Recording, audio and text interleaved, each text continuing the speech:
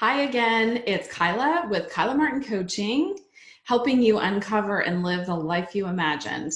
This is a three-part video series that I'm doing on fear, understanding, overcoming fear, especially in such a fearful time. In the first video, I talked about what fear actually is and that it comes from our ancestors. It's a very basic feeling, need, urge that kept us alive. But fundamentally, we really don't need most of it anymore. And it usually is reflective of a deeper seated need that is missing in our lives. It certainly was for me. In the second video, I talked about how you're soothing yourself and how that starts to manifest the fear that's in your life, which of course fear feels terrible. We don't want to feel it. And so we do other things to soothe it away. In this video, I want to talk to you about how you can spend some of the extra time you have in the next weeks and months. For many of us, we're going to be self-isolating.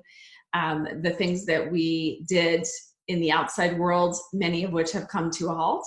And so you're going to have more time. And I would love for you to look at that time as a treasure, as the beginning of the life that you imagine living. Imagine if you could look back a year from now and instead of saying, I spent the time during coronavirus glued to the TV and social media, you said, I spent the time during coronavirus, which was such a scary time, but I had the courage to spend that time creating a beginning for the life that I imagine living. And I can say this from personal experience because during 9/11, I did the opposite. I spent all of the time during 9/11 glued to my TV, binging news and information, thinking that that fear and worry was serving me. But really, it was just reflecting what I didn't want to face. And that was the fragility of life and knowing that I was not pursuing the life that I imagined living. And now I'm on the other side, and I want you to know what I know. I want you to know that fear is the only thing that is keeping you from the life that you imagine living. It is literally a primal urge that you can learn how to understand and overcome. And I know because I did it, and I'm not a unicorn. So again, during these next weeks and months, I want you to think about, how do I want to use that time? What are things that I want to devote some of the additional brain space I'm going to have? There are going to be larger blocks of time that you can really do some soul searching and considering what you want your life to be. And as step one, I would love for you to think about, what is it I really want and what is holding me back from that? So for me, what I really wanted was to create a life that brought together all of my passion areas in my career. It was to feel secure while I was doing that, and even once that career was created. It was to be able to live and work from different parts of the United States and the world. It was to spend more time in nature. It was to spend more time learning and growing and helping others to know what I know.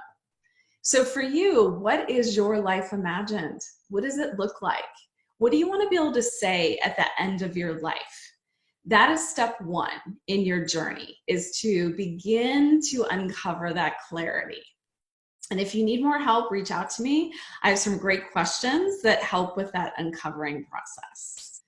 So that's step one. Begin to think about what it is that you really want. Step two is to think about, what is keeping you from that life? So for me, it was not knowing how to create financial stability. It was not understanding how to parcel together seemingly disparate things. It was how to create a career that didn't exist before me. It was how to begin to transition from the life that I had to the life that I wanted. And all of those things are now what I coach my clients on. But for you, it's going to be so important to really think about, what's holding you back from the life that you imagine living, and really begin to evaluate and identify how many of those areas come from fear? For me, it was about 90%. So I could research everything in the world. I could put together a transition plan, but fear is what continued to hold me back from pursuing the life that I imagine living.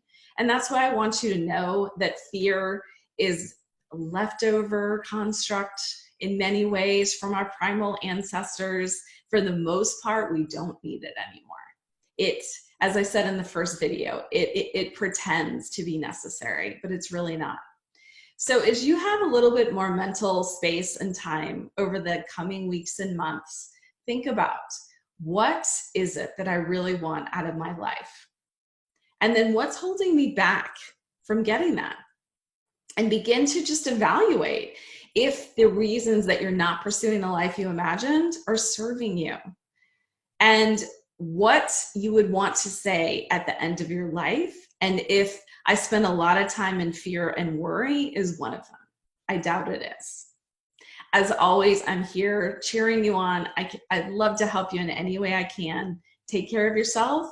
Check out my website for some free resources and the option to set up a free consult with me. I would love to talk to you more about how to create a plan for your life imagined and how to overcome anything that is on your list of things that you don't know how to overcome.